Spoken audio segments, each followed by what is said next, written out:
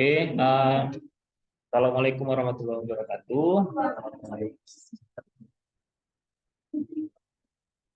Jadi materi kita yang ketiga pada kesempatan kali ini adalah tentang kewajiban menuntut ilmu dan mengamalkannya ya. Nah, pada tema ini ya, kita akan mempelajari tentang bagaimana dasar-dasar ya terkait tentang kewajiban ini, dalil-dalil dari sisi agama, dan apa sih keutamaan kita jika kita mampu menuntut ilmu dan mengamalkannya. Yang bagian terakhir kita akan melihat bagaimana posisi ulama atau orang-orang yang memiliki ilmu dalam kehidupan ini. Nah, kalau kita lihat di dalam Al-Quran ya, kita temukan bahwa uh, ada ayat-ayat yang memang menjelaskan pada kita tentang keutamaan atau perintah untuk menuntut ilmu. Walaupun memang tidak secara spesifik ya yang menjelaskan seperti itu, namun kita dapat ambil dari beberapa ayat Al-Quran ya.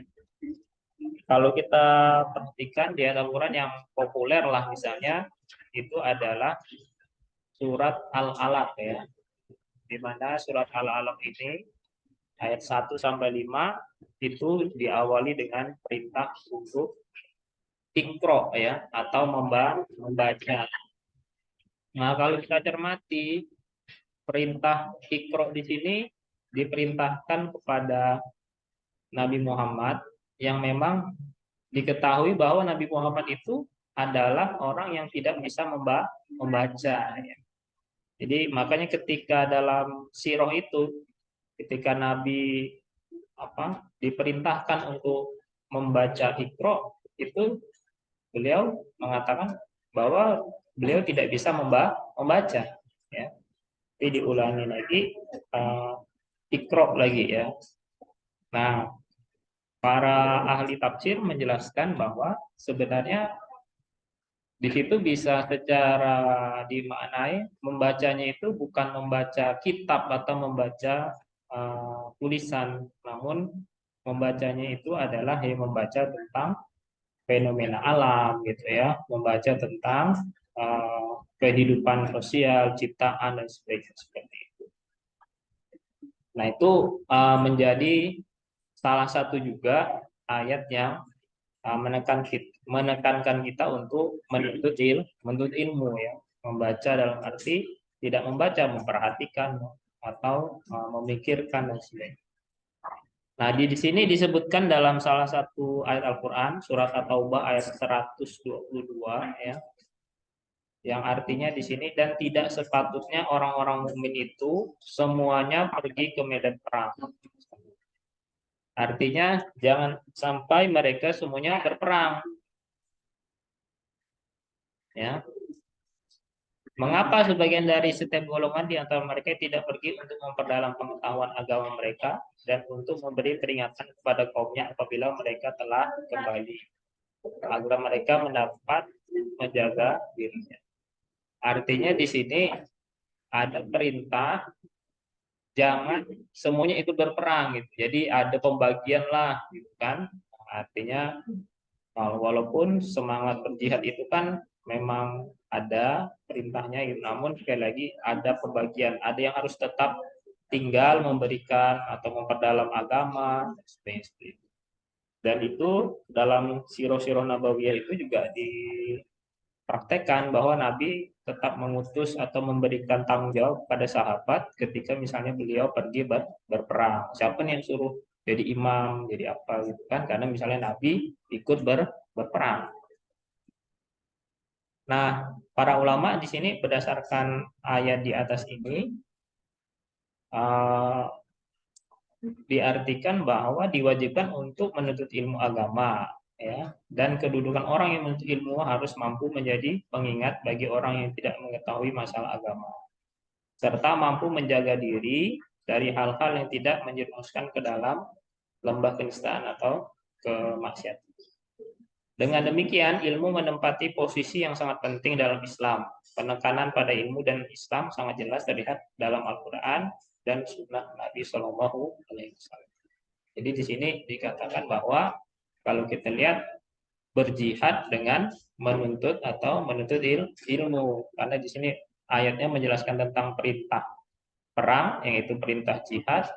Nah, disandingkan dengan perintah untuk menuntut ilmu agama. Walaupun di sini misalnya spesifik dan ilmu agama, ya.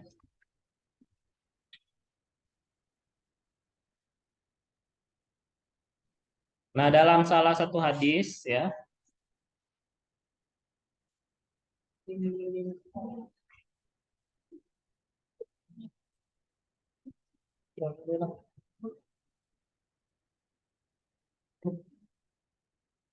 Sedangkan dalam satu hadis yang menunjukkan kewajiban bagi umat Islam untuk menuntut ilmu, yaitu hadis riwayat Ibnu Abdul Bar, yang artinya tolabul ilmi wala kulli minal muslimin wal muslimat, ya. Mencari ilmu itu adalah wajib bagi setiap muslim laki-laki maupun muslim perempuan. Nah, jadi di sini juga dalil bahwa apa? Tidak hanya laki-laki yang boleh menuntut ilmu, bahkan perempuan juga harus pinter, ya, harus semangat, ya. Menuntut ilmu wajib bagi muslim maupun muslimah, karena ilmu itu adalah kunci dari segala kebaikan. Ilmu merupakan sarana untuk menunaikan apa yang Allah wajibkan kepada manusia. Dengan ilmu kita beribadah kepada Allah, dan dengan ilmu kita tunaikan hak Allah, dan dengan ilmu pula kita tegakkan agama. Kebutuhan ilmu lebih besar dibandingkan kebutuhan makan dan minum, karena kelestarian urusan agama dan dia bergantung pada ilmu. Sampai dibilang seperti itu. Nah, kalau uh, dalam kehidupan, dalam sejarah itu ya kita bisa mengenal seperti Ibunda Aisyah, ya. Nah, bagaimana Ibunda Aisyah itu adalah sosok wanita yang cerdas. Kenapa cerdas? Cerdas karena Ibunda Aisyah itu adalah wanita yang paling banyak menghafalkan hadis, merawikan hadis. Jadi kecerdasannya itu udahlah, misalnya itu kan, dan itu harus kita contoh. Makanya kalau dalam Muhammadiyah itu kan kemarin, mengapa nama pergerakannya Aisyah kan? Itu ingin mengikut Siti Aisyah yang memang beliau itu memiliki kecerdasan. Nah, itu juga anda ini yang perempuan-perempuan juga harus berpikir bahwa kesempatan untuk ilmu itu sama, gitu ya, tidak ada bedanya bagi laki-laki maupun perempuan, ya. Makanya kalau misalnya memang ingin untuk ilmu, ya silahkan mau kuliah sampai setinggi-tingginya, tidak masalah sebenarnya. Mungkin yang menjadi permasalahan kalau misalnya sudah berumah tangga dan sebagainya, harus tetap menselaraskannya. Tapi kan menuntut ilmu itu tidak hanya berkuliah, ya. Sekarang itu banyak sumber ilmu pengetahuan, ya. Dengan membaca buku, mendengarkan ceramah, menonton YouTube, banyak sekali, gitu kan. Di YouTube itu banyak juga hal-hal yang bisa kita gunakan. Tinggal bagaimana kita sajalah memanfaatkan ilmu atau iptek itu untuk kita manfaatkan untuk kita. Nah, jadi sekali lagi, wajib hukumnya seorang laki-laki dan perempuan muslim untuk menuntut ilmu. Terlebih-lebih lagi ilmu agama, ya, yang dasar-dasar bagaimana kita bisa sholat, ya, ibadah gitu ya yang benar, ya. Minimal untuk diri kita. Jangan sampai nanti kita pun tidak tahu dalam melaksanakan ibadah, ya, yang itu menjadi kewajiban kita sebagai seorang muslim, dan itu perlu ilmunya juga, ya. Karena ketika kita beribadah dengan ilmu, insya Allah ibadah kita jadi benar, kan? Kalau tidak ada ilmunya, nanti ada peluang kita melakukan kesalahan dalam melaksanakan ibadah. Ini menjadi kunci. Sama aktivitas yang lain pun, kalau kita tidak punya ilmunya pun kita juga bingung, kan? Ya, ilmu ini sebenarnya uh, umum, ya, artinya dunia pun perlu ilmu, akhirat pun juga perlu ilmu. Nah, fungsi dari ilmu.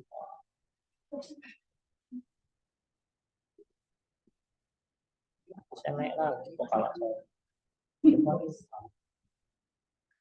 Nah, di sini yang pertama, fungsi dari ilmu itu adalah sebagai petunjuk keimanan.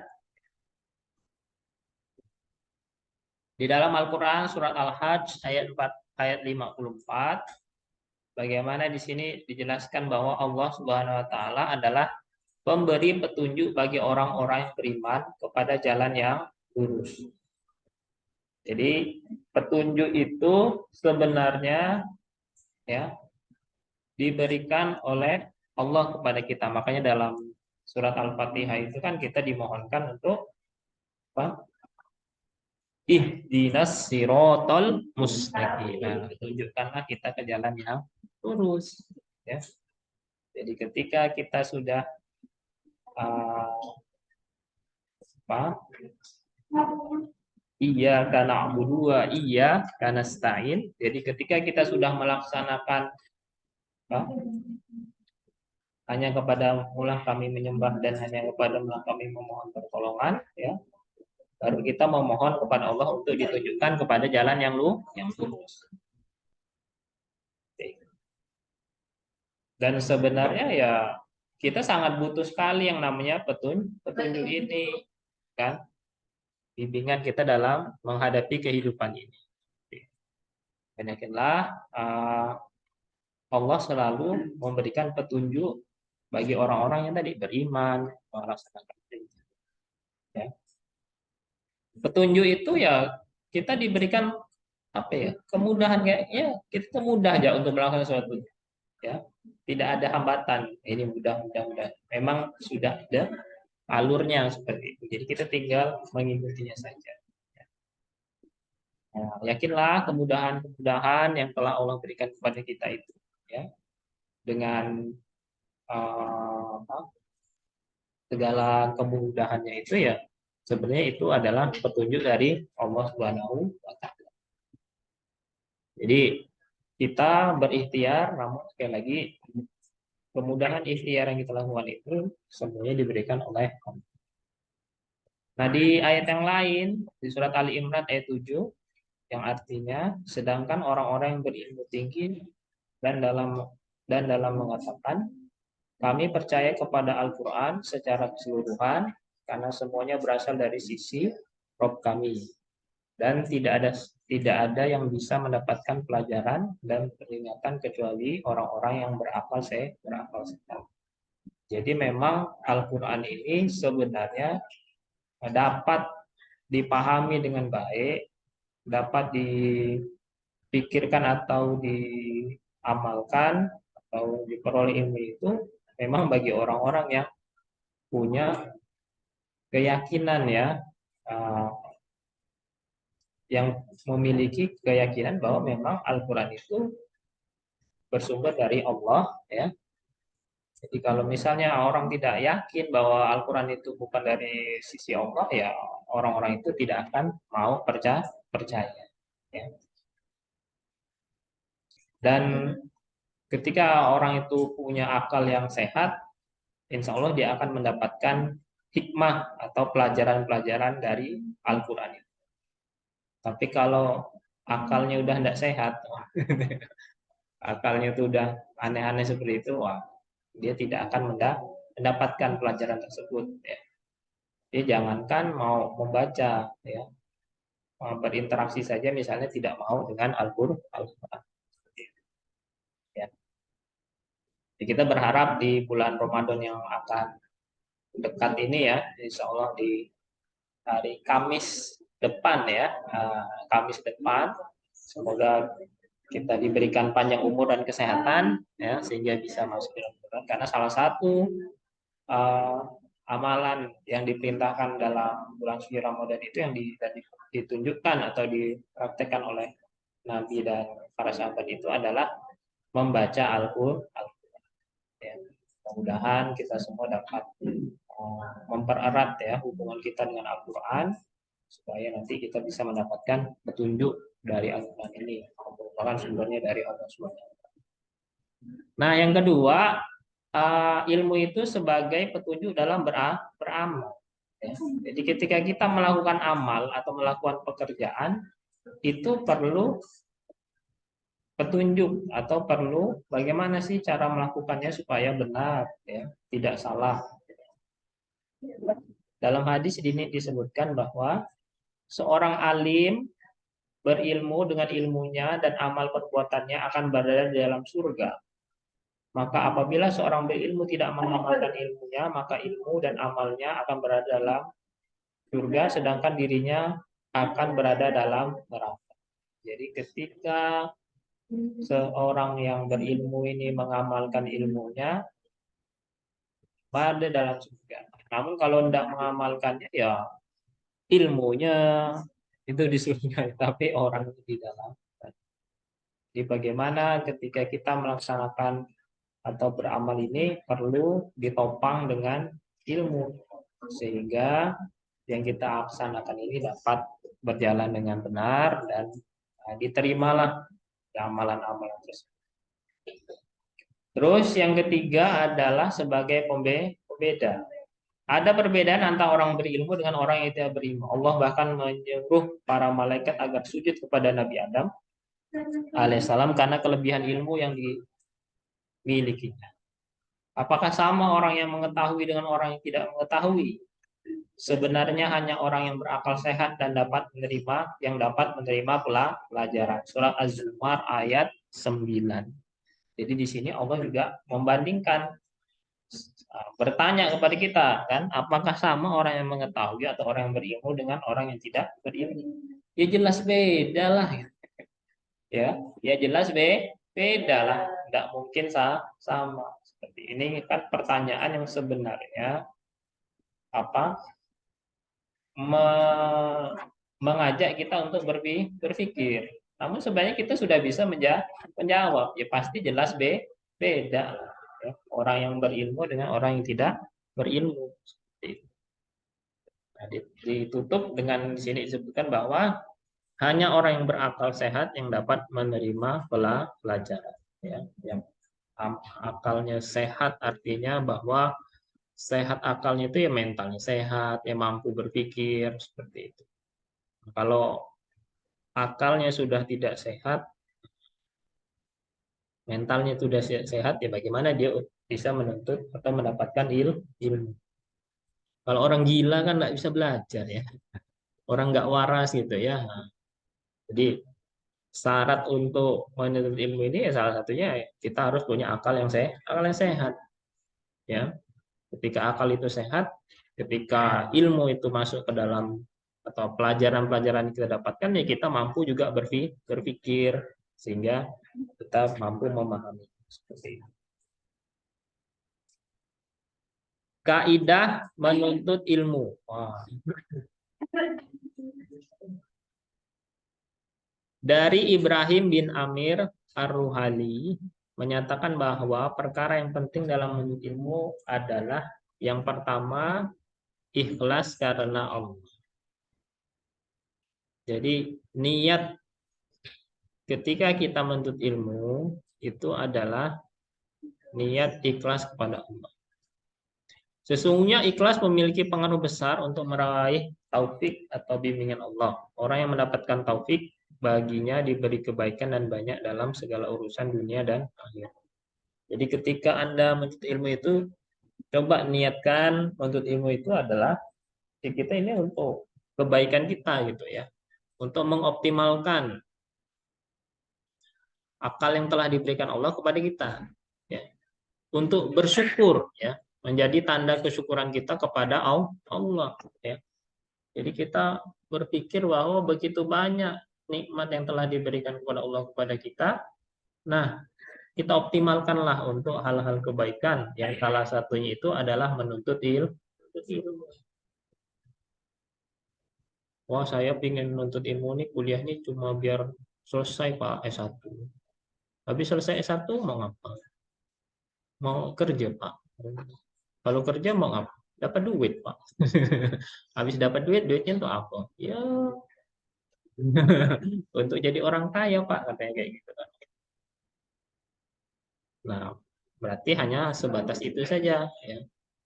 Namun ketika Anda menuntut ilmu, Anda niatkan untuk kebaikan, untuk menolong orang, gitu kan, untuk ya semakin mendekatkan diri kepada Allah dan sebagainya. Ini niat-niat yang baik yang harus kita tumbuhkan dalam diri kita.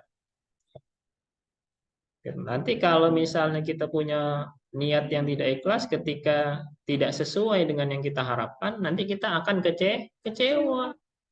Tuh aku lah, udah capek-capek, wajiban tugas, dikasih C. Oh, nggak tahu kok ini malam-malam gitu kan, tulis gitu kan, pergi kemana masa dikasih C. Oh, ngedumel gitu ya. Ya, ya, boleh-boleh saja ya, misalnya kita bertanya padahal kita sudah misalnya memberikan effort yang besar terhadap tugas itu. Namun ketika kita menjadi berputus asa gara-gara itu, ya salah juga, ya. Inilah kalau gitu aku nggak mau kuliah. Oh, capek-capek mendapat C. Oh, jangan seperti itu, ya. Coba dievaluasi apa yang salah dari yang pernah kita lakukan. Boleh enggak bertanya kepada dosen, Pak, kok dapat nilai saya dapat? Boleh, selama Anda mempertanyakan dengan cara yang sopan dan itu. Saya pikir dosen yang apa punya open minded yang baik, ya harusnya yang punya sifat demokratis, ya tidak ada masalah jika misalnya mahasiswa bertanya pada dosennya, Pak, kok nilai saya segini gitu kan. Bisa enggak Pak ada perbaikan dan sebagainya. Itu hal yang baik-baik saja, ya, bukan sesuatu yang bermasalah. Nah, jadi ketika misalnya eh, menghadapi kesulitan dalam menuntut ilmu jadi berputus asa, ya salah juga. Jadi memang mendapatkan sesuatu itu harus dengan perjuangan, ya. Biar kita tuh merasakan bahwa sesuatu itu berat, berharga kan. Kalau dengan mudah aja kita dapatkan, nah dapat melepaskannya pun biasanya dengan mudah juga, kan. Orang yang misalnya banting tulang mendapatkan uang dengan misalnya orang yang mudah mendapatkan uang, dia akan lebih mudah melepaskan atau mengambilkan uangnya daripada yang susah payah seperti itu. Nah, begitu juga ilmu ini tidak bisa masuk ke dalam diri kita dengan kepahaman itu tidak akan mudah. Ada seperti harus ada usaha, ya. Kalau mudah sih tinggal nih set set set gitu. Tinggal ditransfer ya nih. Udah Bapak Anda kuliah nih, masuk ke otak Anda, set set set set. Ah, gitu ya. Mungkin bisa ya. Tapi kan tidak seperti itu. Mekanisme otak kita itu kan belajarnya itu adalah sesuatu yang memang harus kita sungguh-sungguh, ya. Bukan hanya sekedar saja gitu ya. Kalau kita sekedar dapatnya pun hanya sekedarnya saja, perlu effort, perlu usaha gitu ya. Jadi hakikat belajar itu ya tadi seperti itu. Ada perubahan tingkah laku, ada perubahan. Nah, jadi memang kembali kepada keikhlasan ya dalam menuntut ilmu ini, jangan sampai kita punya niatan yang lain, ya, sehingga nanti membuat kita menjadi apa malah merasa menyesal gitu karena ini salah. Syukur ya bahwa memang kita sudah diberikan kesempatan untuk menuntut ilmu, gunakanlah sebaik-baiknya. Ujian, cobaan gitu, itu hal yang biasa lah. Nah, megak hidup ya. Kalau hidup nih lempeng-lempeng aja, mudah-mudah aja, ya tidak ada tantangan, no challenge ya. Nah, itu malah tidak menarik juga hidupnya gitu kan. Yang kedua adalah Isti'anah. Oh, isti'anah ini apa sih artinya? Nama orang nih, saya pernah ada mahasiswa kita namanya itu isti'anah ya. Isti'anah itu artinya pertolongan ya, pertolongan dari Allah. Bahwa kan Robi zidni ilma itu kan kita kan berdoa, disuruh berdoa kepada itu, ya Allah tambahkanlah kepadaku ilmu pengetahuan. Jadi kepahaman terhadap ilmu pengetahuan itu sebenarnya apa diberikan Allah kepada kita. Makanya kita harus juga banyak berdoa memohon kepada Allah, ya Allah misalnya kan belajar nih susah benar nggak dimasuk nih pelajaran ini, coba dievaluasi. Oh, mungkin Anda tidak senang dengan dosennya gitu kan. Oh, itu bisa jadi tuh.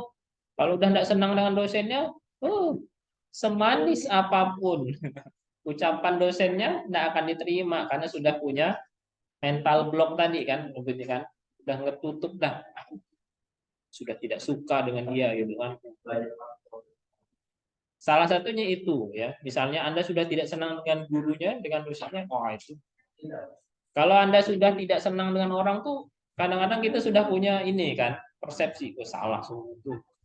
Walaupun betul pun kita salah tuh gitu kan, ada yang lebih baik gitu kan. Nah, ini kalau bisa kita buang ya.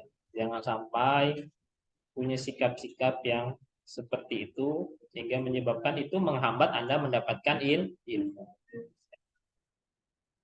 Nah, di sini isti'anah memohon pertolongan kepada Allah, tawakal berserah diri, berdoa agar dikaruniakan ilmu yang sahih, benar, nafi atau bermanfaat. Sebagaimana Allah SWT firman, ya Robku, tambahkan kepadaku ilmu pengetahuan. Ya. Robbi zidni ilma warzuqni fahma. Ya. Banyak doa-doanya ketika kita menuntut ilmu kan. Allahumma arinal haqqo haqqo warzuqna tiba'ah wa anil batila batila warzuqna tinabah. Jadi kita memohon supaya kita diberikan yang benar itu benar, yang salah itu salah. Salah kita memohon Allah. Jadi yang menunjukkan itu adalah Allah Subhanahu wa taala. Ya. Dalam sebuah hadis qudsi Allah firman, wahai hambaku, kamu semuanya berpeluang tersesat kecuali orang yang aku beri petunjuk. Maka mintalah petunjuk kepadaku dan niscaya aku akan memberi petunjuk kepadamu. Hadis riwayat Muslim. Jadi memang dalam kehidupan kita itu manusia itu punya peluang itu ya, mendapatkan petunjuk atau tersesat. Ya. Tapi tidak apa-apa lah, Pak, sesat-sesat sedikit kan. Nanti kita dapat petunjuk lagi katanya kan. Nah, itu ya kalau dapat petunjuk. Ini kalau sesat-sesat disesatkan terus kan, menyimpang terus sampai dah sesesat-sesatnya. Udah susah. Ya. Jadi kita memohon supaya tetap mendapatkan petunjuk. Makanya kita banyak-banyak berdoa ya. Jadi surat Al-Fatihah itu kan ihdinas siratal mustaqim. Ini kita mohon, kita resapi bahwa petunjuk itu semuanya adalah bersumber dari Allah, pertolongan Allah. Makanya jangan juga kita merasa sombong, ini aku tuh hebat, ya. IQ aku tuh 150. Oh, udah pernah tes IQ belum? Udah tahu IQ-nya berapa? Ada yang apa sih level-levelnya tuh? Superior. Ya, superior itu paling tinggi ya? Itu di atas genius tuh di atas berapa? 100. Oh, terus di bawah genius superior itu very superior. Ah. Nah, ketika Anda mengetahui hasil itu apa yang Anda rasa? Oh, serius? Enggak kali, itu kan baru tesnya berapa kali? Baru sekali kan? Nah, kalau praktikum tuh biasa ngulang itu sampai 3 kali, triplo ya kan? Nah, baru bisa kita, oh itu memang segitu lah itu kan. Baru sekali sudah kecewa kan. Nah, kan baru tahu tesnya kayak gitu. Nah, kalau Anda tes yang kedua, kira-kira Anda udah tahu nggak soal-soalnya? Udah, kan? Apalagi nanti tesnya sampai ketiga kali. Bayangkan kalau Anda tes sampai 10 kali. Oh. Nah, jadi sebenarnya kan baru tes sekali kan. Saya dapat rata-rata Pak. Nah, itu baru sekali. Coba tes 3 kali. Tetap rata-rata Pak. Oh, berarti enggak lah. Artinya bahwa kan IQ itu bukan satu-satunya penentu kesuksesan seseorang.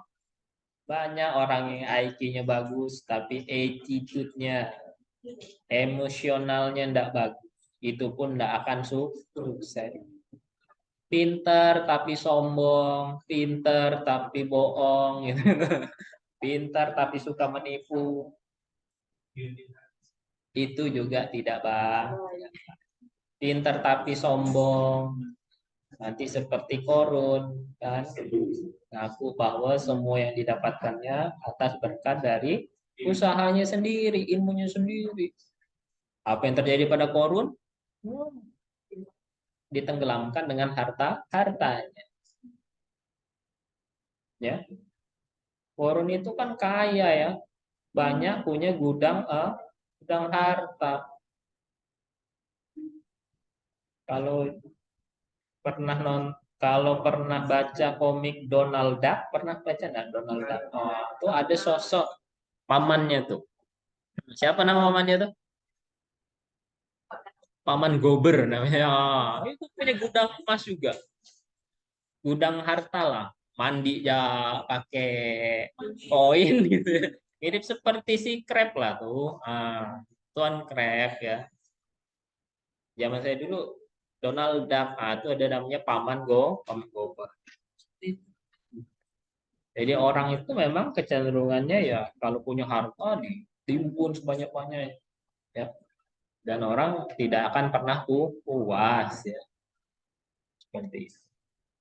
Nah, korun itu kunci gudang hartanya aja harus diangkat oleh lebih dari satu orang baru kuncinya.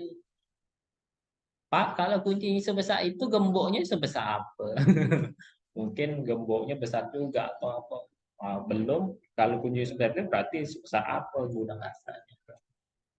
Nah, itu artinya bahwa IQ bukan satu. Ada emotional question, ada spiritual question, ya. Yang itu sebenarnya juga sesuatu yang penting. Kalau kita lihat ya, kasus-kasus seperti di Korea gitu ya, orang-orang pintarnya banyak, namun apa yang terjadi? Misalnya kalau udah putus asa, gagal, banyak kasus bunuh diri tinggi, kan? Kita baru-baru ini ada mendengar di Jakarta tuh kan, UI kan, mahasiswa UI katanya bunuh diri, padahal udah mau yudisium, udah mau wisuda.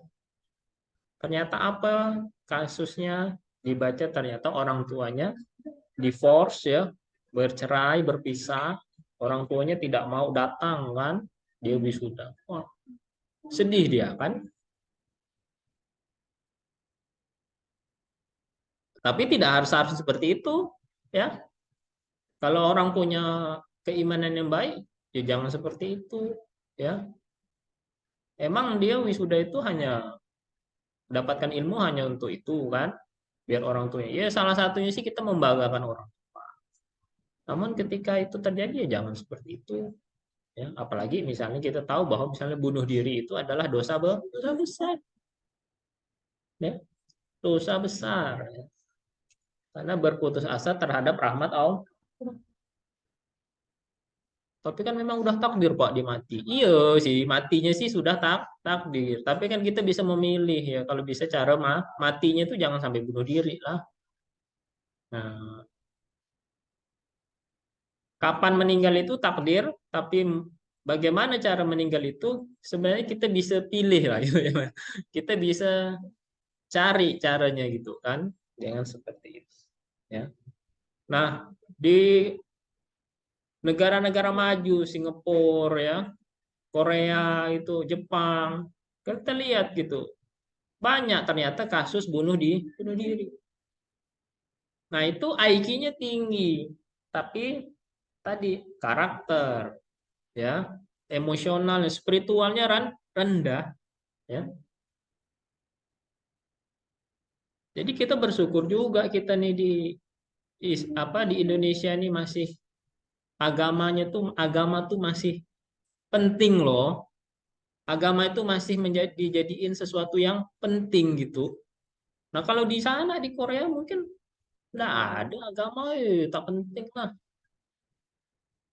Yang agama itu sesuatu yang nggak ada itunya kok, itu kan.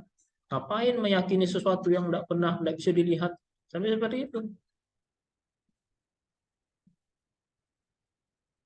Jadi ketika manusia sudah merasa bahwa ilmu pengetahuan itu semakin maju, gitu kan, dia lupa dia akan bisa jadi orang yang ateis, tidak perlu lagi dia yang namanya agama. Nah, makanya hati-hati juga misalnya nanti ikut pertukaran mahasiswa kan ke Jepang misalnya atau ke Korea 6 bulan. Oke, IQ-nya dapat, ipteknya dapat, tapi ruh agamanya mungkin bisa tidak dapat, bahkan bisa malah berkurang karena di sana cari masjid ya susah, sholat Jumat ya misalnya susah. Makanya nanti ketika misalnya Anda ikut pertukaran atau apa, bentengi juga diri Anda tuh dengan semangat keislaman dengan baik. Karena kalau enggak, ya Anda akan terikut di sana seperti itu. Oke, pintar, namun spiritualnya lah rendah, lemah. Nah, seperti itu.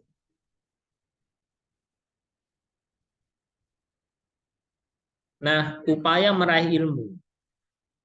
Seorang muslim sangat dianjurkan untuk mencari ilmu kemanapun. Tempat ilmu itu dapat diraih. Dalam menuntut ilmu, sesungguhnya lelaki perempuan tidak dibatasi oleh waktu dan gender atau jenis kelamin. Anggapan bahwa perempuan memiliki waktu terbatas karena didesak kewajiban berkeluarga dan mengasuh anak tidaklah benar. Sesungguhnya setiap lelaki dan perempuan memiliki kesempatan sama untuk tolabul ilmi. Sabda Nabi SAW, manusia harus mencari ilmu dari buayan hingga ke liang lahat. Inilah pemikiran yang terbaik bagi laki-laki maupun perempuan mempunyai kesempatan yang sama dalam memperoleh ilmu pengetahuan. Ya, jadi yang perempuan, yang laki-laki semangat ya. Kalau bisa kuliahnya tinggi-tinggi ya. Biar Anda jadi orang yang pintar. Ketika Anda pintar, Anda bisa gunakan kepintaran itu untuk kebaikan ya. Jadi eh, tidak ada batasan ya untuk ini. Pak, boleh enggak ke luar negeri cari ilmu pengetahuan? Boleh, kalau memang di situ tempat ilmunya silahkan ya. Kalau ada kesempatan, ada beasiswa, ada peluang, ikuti saja ya.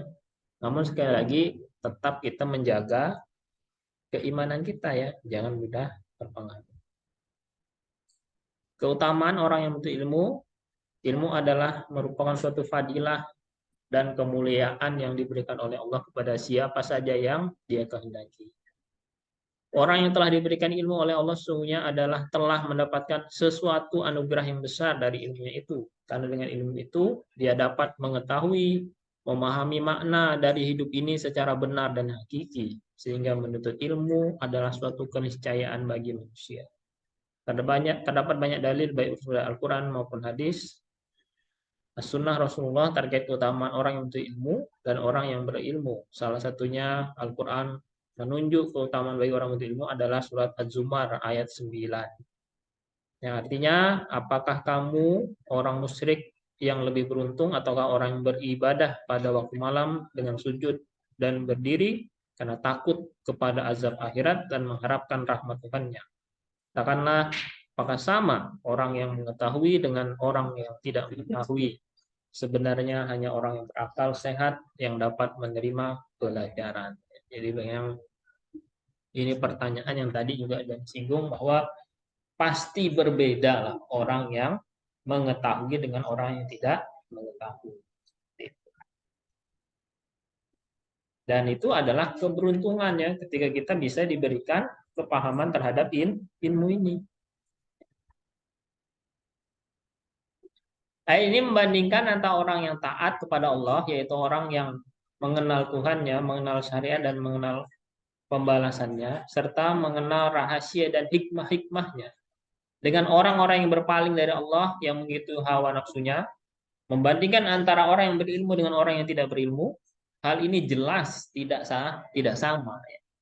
Sebagaimana tidak samanya antara siang dan malam, dan antara terang dan gelap, dan antara air dan api. Agak puitis juga tulisannya. Ya, jadi tidak sama. Ya jelas siang dan malam berbeda, terang gelap berbeda. Air dan api itu sesuatu yang berlawanan. Mereka memiliki akal yang membimbing mereka untuk melihat akibat dari sesuatu, berbeda dengan orang yang tidak punya akal, maka ia menjadikan hawa nafsunya sebagai Tuhan. Sehingga mereka mengutamakan yang kekal daripada yang sebentar, mengutamakan yang tinggi daripada yang rendah, mengutamakan ilmu daripada kebodohan, dan mengutamakan ketaatan daripada kemaksiatan. Nafahat al-Makiyah Syekh Muhammad bin Saleh al-Rahman. Sedangkan salah satu hadis tentang keutamaan orang yang menuntut ilmu, hadis riwayat Muslim nomor 1631 yang artinya jika seorang manusia meninggal, kan ini udah hadis yang populer lah kita dengar ya. Jadi ketika seorang muslim meninggal terputuslah amalannya kecuali 3 perkara atau 3 hal. Yang pertama adalah sedekah jariah, sedekah jariah, ilmu yang bermanfaat dan anak soleh yang berdoa untuknya. Hadis riwayat Muslim. Nah, jadi ini peluang-peluang ya. Jadi ketika kita punya ilmu, yang ilmu itu kita bisa sampaikan kepada orang yang orang itu menggunakannya, memanfaatkannya, mendapatkan pencerahan darinya, orang mendapatkan berkah darinya, itu akan menjadi amal jariah ya. Misalnya kita nggak kaya-kaya banget, wah, tapi kan kita semuanya punya otak yang sama. Berarti itu bisa menjadi peluang. Tidak semua orang yang menikah punya anak, atau anak yang dilahirkan tidak selalu jadi orang yang soleh. Ya. Yang ada hanya sebenarnya ilmu. Walaupun tadi tidak semua orang itu Allah anugerahkan ilmu. Ya. Kedudukan ulama dalam Islam. Kedudukan ulama atau orang berilmu dalam Islam sungguh sangat dimuliakan. Beberapa ayat dalam Al-Quran menunjukkan tentang hal itu. Menurut Haji Abdul Rahman H. Gibbs dan J.H. Kremers dalam Shorter Encyclopedia of Islam yang dikutip oleh Dr. Rifial Ka'bah menyatakan bahwa pemakaian kata ulama yang populer adalah dalam bentuk jamak dari alim, artinya memiliki pengetahuan. Orang alim dan seterusnya disampaikan dalam krisis ulama sebagai paris para nabi. Sedangkan Ketua Ikatan Dai IKAD Prof. Dr. Muhammad Syatur Ismail mengatakan ulama adalah orang yang memiliki ilmu sehingga membawa dirinya menjadi sifat asyah atau takut hanya kepada Allah. Allah telah mengangkat dan menempatkan ulama yaitu orang-orang yang berilmu berada pada tempat dan kedudukan yang tinggi dan memiliki nilai yang berharga. Jadi sebenarnya orang yang semakin banyak ilmunya itu bahkan dia akan semakin takut dengan Tuhan. Saya kemarin ketemu dengan orang-orang pintar dari ITB ya, profesor-profesor itu. Kalau kita lihat mereka itu apa ya, takut gitu dengan Allah gitu ya dalam sambutan-sambutan yang dapat kata apa ya. Padahal mereka adalah skala-skala sudah profesor lulusan Jepang, lulusan Amerika gitu kan. Jadi dia merasa bahwa semua yang didapatkannya itu adalah kenikmatan-kenikmatan yang telah diberikan kepadanya dari Allah Subhanahu wa taala. Jadi mereka menyebabkan mereka itu malah semakin takut. Dia tahu bahwa kehidupan ini akan sementara dan eh, kemana nanti akan kita eh, tempat setelah kita meninggal ini gitu kan. Nah, ini menjadi sesuatu yang perlu kita eh, tumbuhkan ya sikap takut ini ya. Jadi ketika kita punya sikap takut kepada Allah Subhanahu wa taala, kita juga akan takut untuk melakukan hal-hal yang tidak baik ya. Nah, puasa itu juga salah satu ya bagaimana ketika kita melakukan puasa itu kan yang tahu kita puasa dengan tidak puasa itu kan siapa? Kita dan Allah kan. Kecuali kita ngomong ke kawan kita, ya aku tak puasa. Baru tahun kita tuh tahu kita tak puasa kan. Nanti nih pas bulan puasa tuh pikiran kita tuh semua kawan kita tuh puasa. Ya.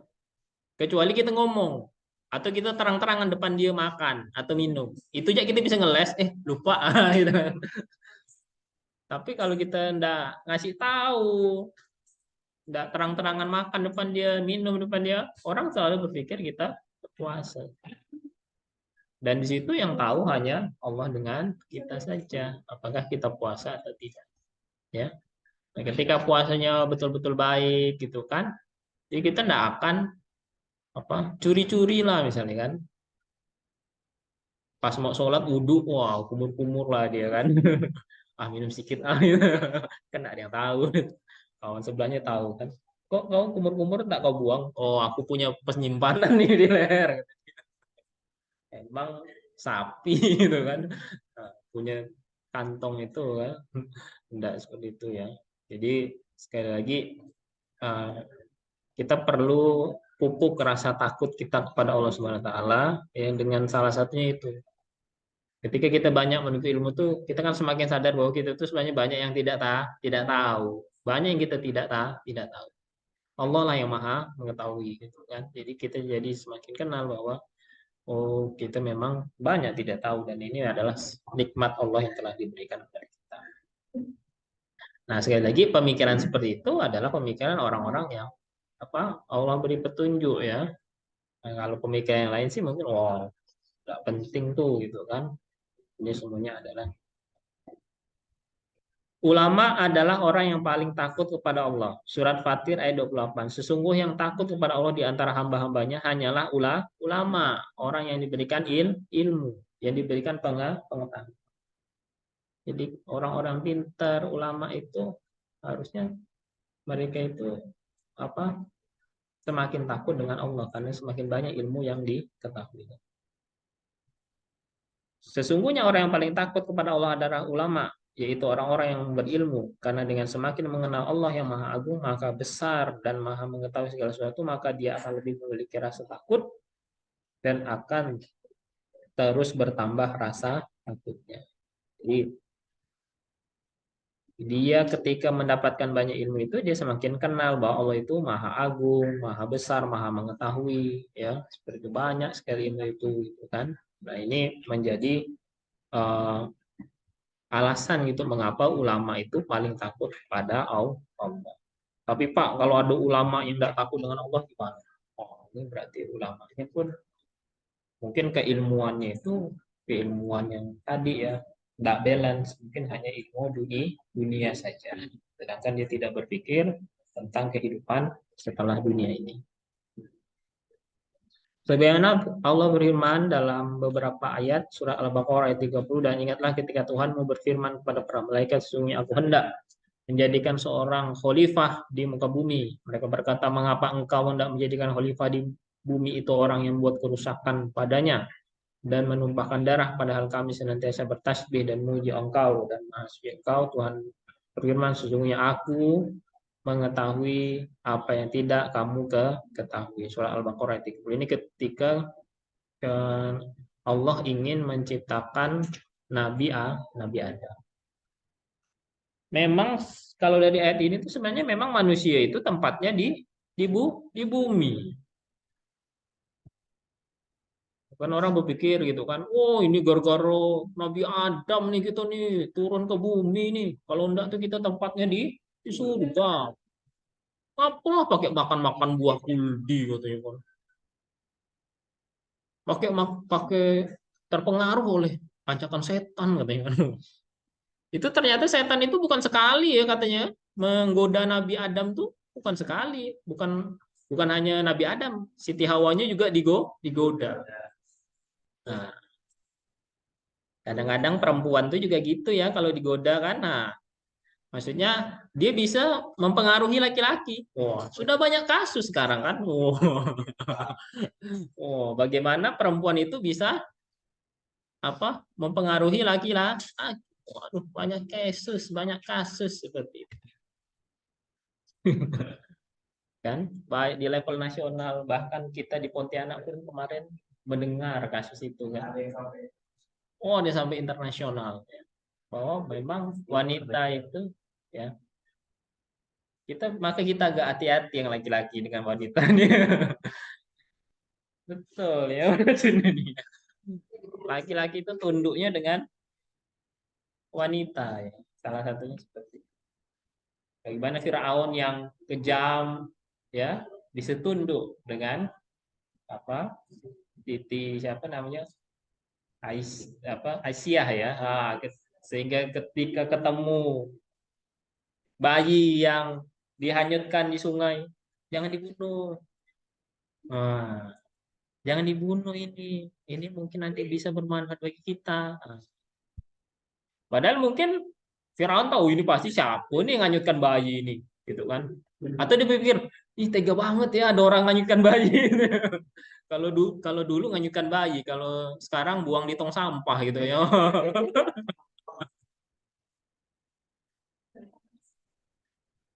Kan enggak pernah kita ketemu orang nganyutkan bayi di Sungai Kapuas kan? Enggak ada gitu, kan enggak ada story-nya kan? Nah, adanya story-nya kisah Nabi Musa ya kan?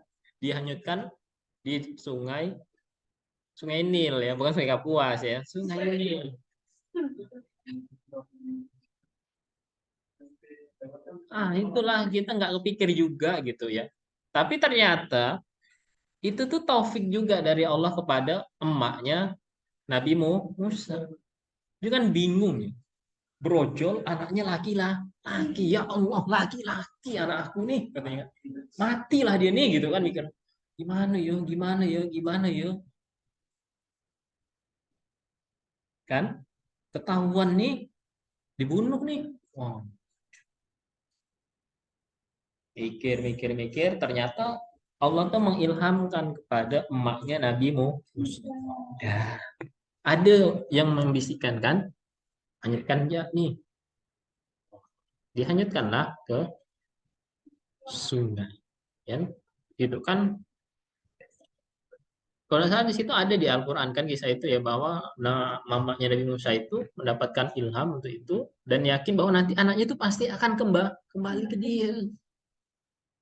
Hanyutkanlah. Ciu, ciu, ciu, ciu, ciu. Pak, kok udah dituakan ikan sih Pak? Pokoknya itu udah Allah kasih pertolongan. Kok yang nemukannya itu kok di situ?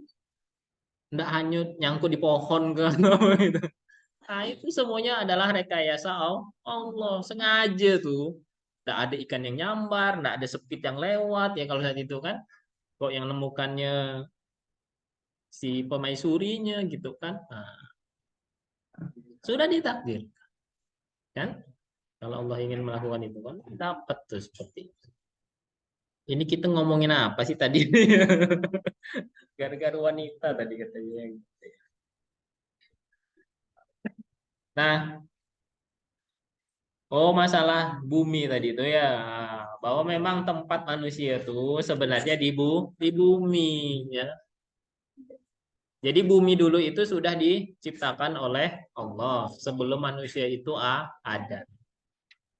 Katanya bahwa bumi itu dulu tuh udah ada penunggunya, ada yang hidup di sana, yaitu bangsa jin katanya kan. Nah, ternyata di bangsa jin itu katanya di bumi itu jadi tempat berperang gitu kan menumpahkan darah. Akhirnya ada tuh Raja Azazil kayak diturunkan untuk menghancurkan itu. Akhirnya larilah jin-jin tuh di laut, di pulau-pulau, di mana. Nah, sampai sekarang. Nah, jin itu kan beranak pinak kayak manusia gak, dan umurnya panjang ya, seperti itu. Ngapa? Kenapa umurnya panjang? Ya itu sudah Allah lah yang menentukannya. Bahwa mereka itu umurnya panjang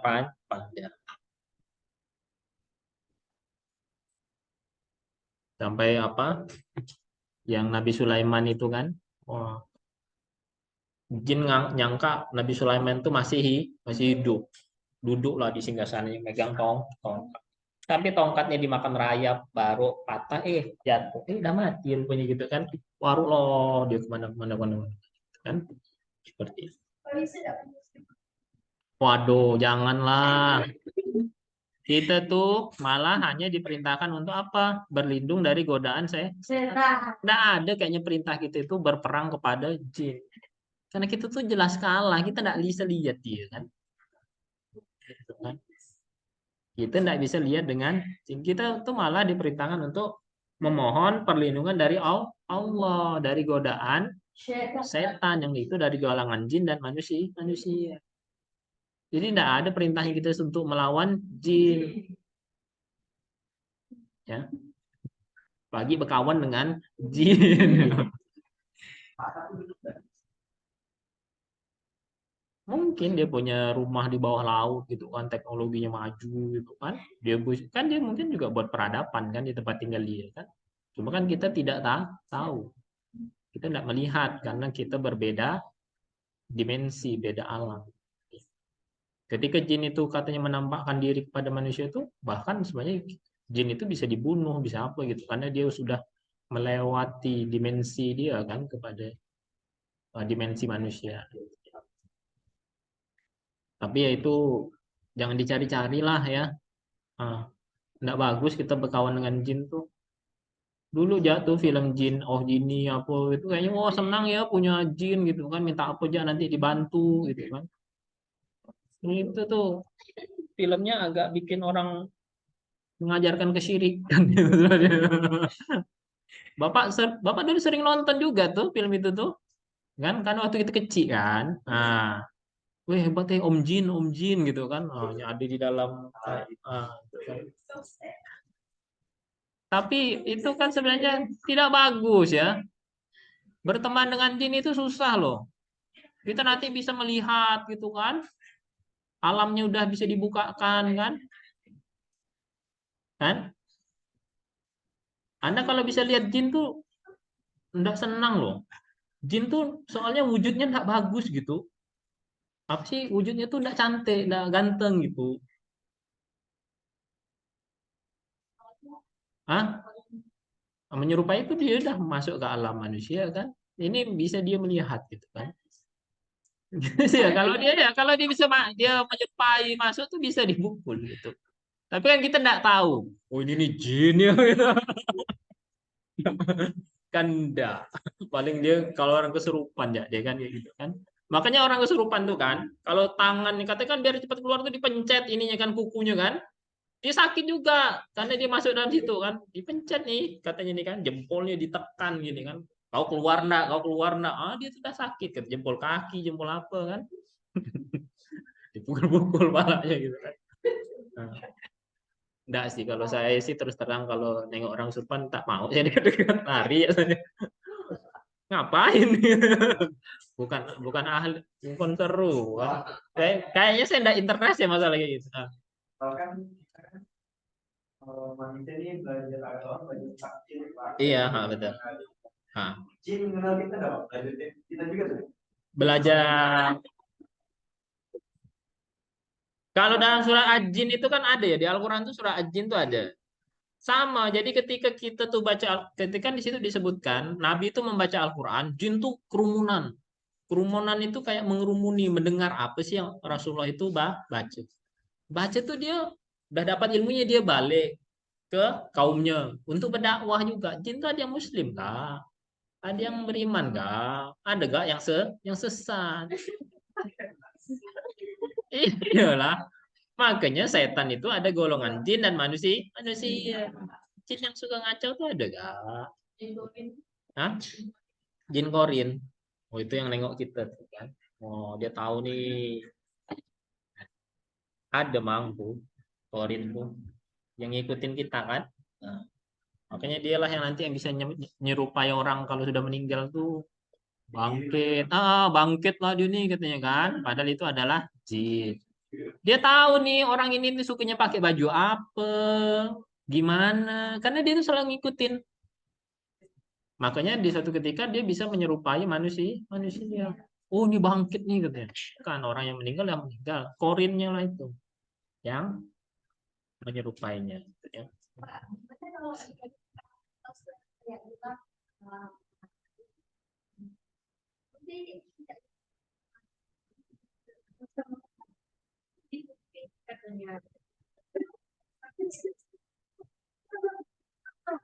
Kan ada yang bilang kalau gitu gitu. Cicak transparan. Ada ke memang cicak?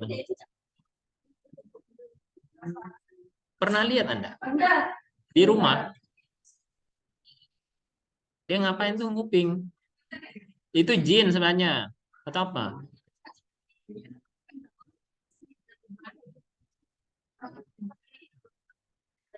Nguping. Oh, nggak tahu deh saya.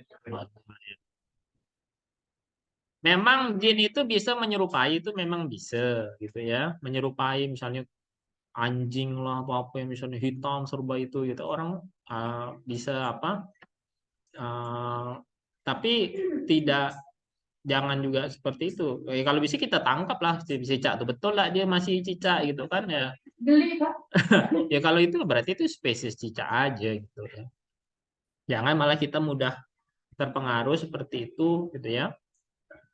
Ya mungkin di ruangan ini pun juga ada jin gitu. Sebenarnya ada lah, mereka itu ada di mana-mana lah. Artinya bahwa sebenarnya mereka juga mendengarkan, mereka juga menguping dan sebagainya. Ada, mereka juga pasti mendengarkan kalau misalnya mereka mengikuti kita. Apalagi tadi misalnya koordin dan sebagainya itu ya dia juga mengikuti kita kan. Jadi kita juga harus waspada sih. Apalagi belum ada fakta atau belum ada kebenaran yang dari itu sih. Artinya bahwa kalau hanya dari tikel, memang harus kita cek gitu apakah itu benar atau tidak. Sehingga kita bisa. Nah ini kembali lagi harus kita tanya orang yang berilmu benar nggak sih? Nggak ada salah kita mau maklum nih zaman zaman sekarang. Nah, tapi kalau cicaknya yang katanya cicak itu niup-niup Nabi apa? Nabi Ibrahim kita dibakar itulah mengapa cicak boleh dibunuh gitu. Itu pernah juga saya mendengarnya seperti itu.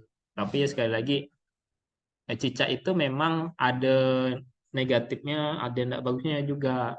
Nah, cicak itu kan suka ini ya kalau kita di rumah itu agak jorok kan dia suka apa?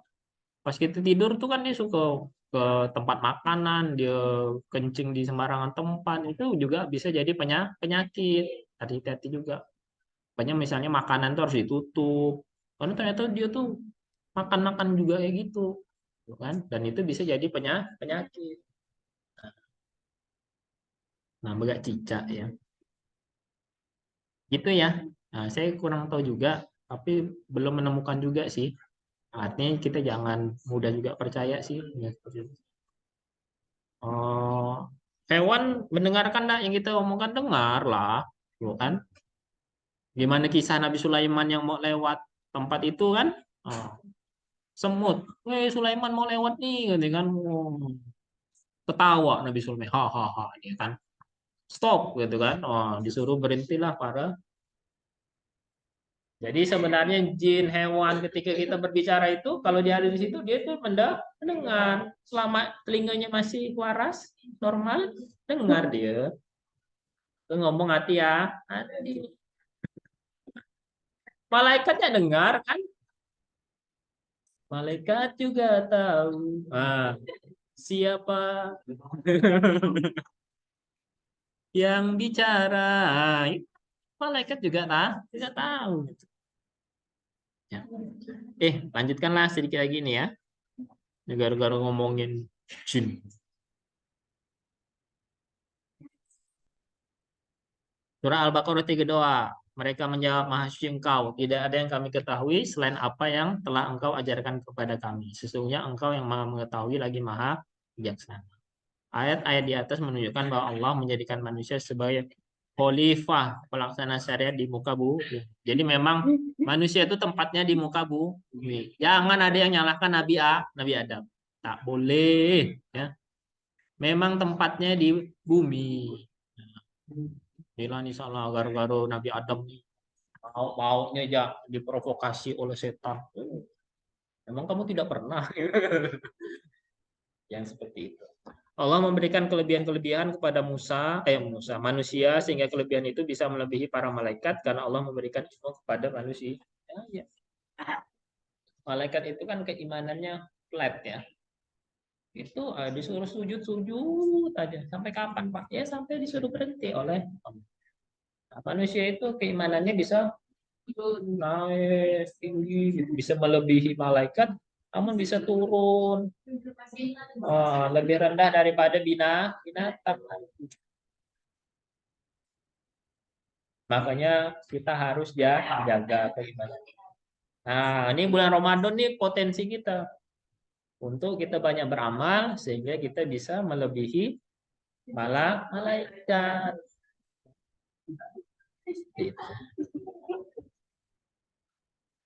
Ulama adalah sebaik-baik makhluk. Surat An-Nisa ayat 162. Tetapi orang-orang yang mendalami ilmunya di antara mereka dan orang-orang mukmin, mereka beriman kepada apa yang diturunkan kepada Al-Quran dan apa yang telah diturunkan kepadamu dan orang-orang yang mendirikan sholat, menunaikan zakat, dan yang beriman kepada Allah dan hari kemudian. Orang-orang itulah yang akan kami berikan kepada mereka pahala yang besar. Jadi di sini orang-orang yang mendalami ilmu, ya, mereka beriman, terus mereka yang sholat, yang zakat, ya, percaya tentang hari akhirat, nah, orang-orang itulah yang akan diberikan pahala yang besar. Orang-orang yang menguasai ilmu secara mumpuni tentang hukum Allah, baik dari kalangan Yahudi atau kaum mukminin yang beriman kepada Allah, Rasulnya, mereka mengimani wahyu yang diturunkan Allah kepada Nabi Muhammad, yaitu Al-Quran, dan kitab-kitab yang diturunkan kepada Rasulullah sebelumnya seperti Taurat, Injil. Mereka mendirikan sholat pada waktunya, mengeluarkan zakat dari harta mereka, dan mereka beriman kepada Allah dan hari kebangkitan dan pembalasan. Mereka itulah orang-orang yang akan Allah berikan kepada mereka pahala yang besar, yaitu surga. Jadi sebenarnya umat-umat Nabi itu juga nanti ada yang masuk surga. Umat Nabi Musa, Nabi Isa, ya, Nabi Ibrahim. Mereka juga yang beriman, yang percaya tentang apa yang diberikan kepada, yang disampaikan kepada mereka, mereka juga masuk surga. Jadi surga itu bukan hanya milik umatnya Nabi Muhammad, tapi semuanya.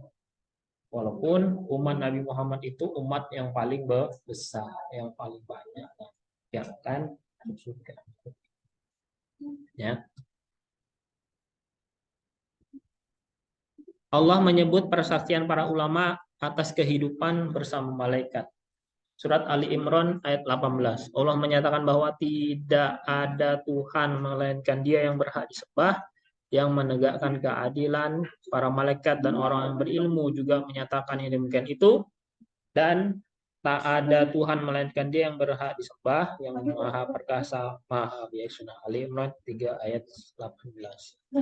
Allah memperhatikan bahwa Dia satu-satunya zat yang berhak diibadahi dan menyandingkan persaksiannya dengan persaksian para malaikat, para ahli ilmu dalam perkara paling agung yang dipersaksikan, yaitu keesaan Allah, dan tegaklah Allah dalam menegakkan keadilan. Tidak ada sesembahan yang berhak diibadahi kecuali Dia yang Maha Perkasa, tidak ada sesuatu pun yang dikehendaki kecuali pasti terjadi, juga Maha Bijaksana dalam firman-firman dan perbuatan-perbuatannya. Tafsir Al-Mutasar. Oke, itu saja materi pada kesempatan kali ini. Semoga dapat bermanfaat, ya. Intinya bahwa semoga kita semua termotivasi, ya, untuk terus menuntut ilmu, ya, untuk banyak menuntut ilmu. Ya. Ilmu apa? Ilmu yang semakin mendekatkan kita kepada kebaikan, ya, dan juga mengamalkannya, ya. Waduh, kacau.